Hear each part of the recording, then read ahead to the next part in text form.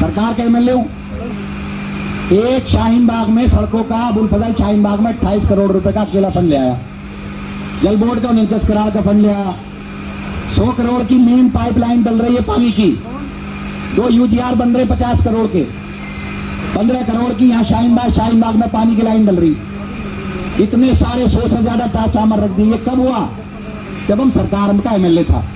अगर मैं सरकार का एमएलए नहीं होता, किसी और पार्टी का एमएलए होता, तो साल में 5 करोड़ रुपए मिला करते। 5 साल में 25 करोड़ रुपए मिलते। 25 करोड़ में तो एक सीवर लाइन भी नहीं डलती। तो ये आप सोचो और लोगों को जवाब दो।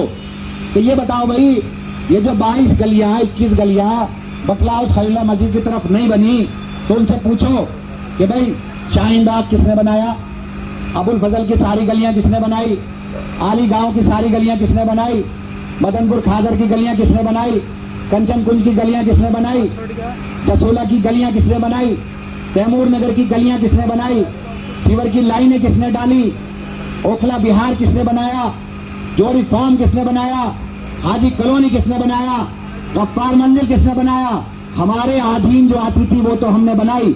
एमसीडी के अधीन जो आती थी वो भी हमने बनाई।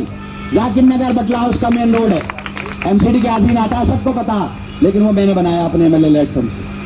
एक ईंट अगर कोई आदमी ये बता दे, ये तो कूड़ा भी साफ नहीं कर सकते। जिन गलियों में मैंने गलियां बना दी, उन गलियों को इन्होंने कूड़ा घर बना दिया। हमने बनाया था जामिया नगर। जामिया नगर बना था जामिया की वजह से, आज इन्होंने इस जामिया नगर को कूड़ा घर बना दिया। हर गली के कोने पे खंबे के नीचे कूड़ा पड़ा हुआ आपको मिल जाएगा। इनके पास यहाँ 197 गलियां हैं। 197, 150 से ज्यादा कर्मचारी नजर ही नहीं आएंगे आपको। सफाई कर्मचारी नजर नहीं आएंगे, कहां गए पता ही नहीं। उनका पैसा कहां जा रहा पता ही नहीं। आप एमसीडी का काम देख ही नहीं सकते। जो भी आदमी उनके पास जाता है बदतमीजी करके बनाते, मना कर देते हैं। हमने लगा दी कि 2 दिन हफ्ते में आपको सीबीआई और ईडी के ऑफिस जाना। अब आप बताइए कि वो 2 दिन सुबह को 10 बजे निकलेंगे, वो कैसे काम कर लेंगे? जहनी काम नहीं करता। अगर हम 10 बजे ऑनलाइन बैठते हैं तो 12 बज जाते हैं, 1 बज जाता है, 2 बज जाता है, और अगर हम नहीं बैठते तो वारंट हो जाते हैं। तो ये किस वजह से? मेरी जाती काम तो कुछ भी नहीं था।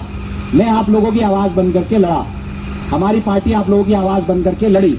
आप देखोगे कि अरविंद केजरीवाल जी नरेंद्र मोदी के बाद सबसे बड़े नेता थे, लेकिन उस पर एक फर्जी मुकदमा लगा करके उनकी इमेज को खराब किया गया।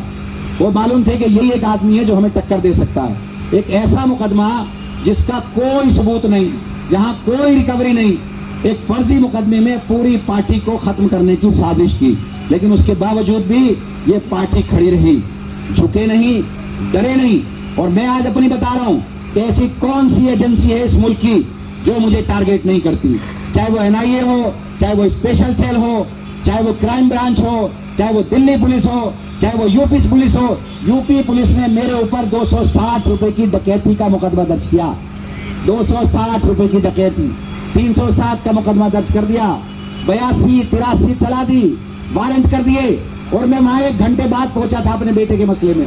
वो सब जानते हैं। लेकिन आप ये देखो कि हम लोग लड़ाई आप लोगों की लड़ रहे हैं, और इसमें मानते हम कि हमसे कुछ कोताहियां हुई हैं, हमसे कुछ कमियां रही हैं। हम वो वक्त नहीं दे पाए जो देना चाहिए था। जो कीमती वक्त था वो हमारा कोर्ट में, कचहरी में और दूसरी चीजों में लगा। बीच में इलेक्शन भी था। अब हम लोग आपसे वादा कर रहे हैं कि जिस तरह से आपको हमने यहाँ पर 24 घंटे लाइट दी है, 24 घंटे यहाँ लाइट दी है, आज 10 गुना आबादी है, उसके बावजूद भी कोई आदमी ये नहीं कह सकता कि हमारे यहाँ लंबे लंबे कट होते हैं। अगर कोई फॉल्ट होता है तो लाइट जाती है, अगर फॉल्ट नहीं होता तो लाइट नहीं जाती। ये वही शाहीन बाग है, ये वही ओखला है। जब इन लोगों की सरकार थी, ये लोग विधायक थे, आबादी 10% थी, तो 24 घंटे लाइट के बगैर मैं भी रहा हूं और आप लोग भी रहे। अपोलो जैसा हॉस्पिटल जो आपके बराबर में, एक आदमी हमसे पहले ऐसा बता दीजिए कि किसी गरीब आदमी का वहां इलाज करा दिया हो। हजारों की तादाद में मैंने, मिन्नत ने और हमारी पूरी टीम ने वहां पर आज हजारों की तादाद में इलाज किए। हमने किस लिए किए? क्योंकि आम आदमी पार्टी की सरकार थी। दी आपको अच्छे स्कूल दिए, आपको अच्छे अस्पताल दिए, वो आदमी को आज इन्होंने जेल में डाला हुआ।